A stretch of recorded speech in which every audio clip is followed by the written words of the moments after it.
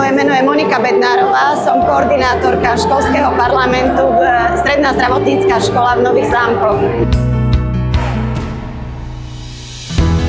Oddanosť, sloboda a snaha.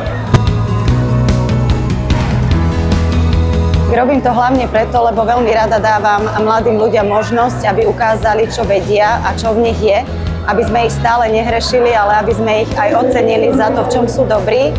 A dáva mi to veľkú radosť, veľkú silu, energiu v tej mojej práci a sú naozaj pre mňa hnacím motorom. Určite radosť, lebo pre našu školu je to vlastne prvýkrát, čo sa niečo takéto stalo. Je to veľká vec pre nás a pokora. Ďakujem.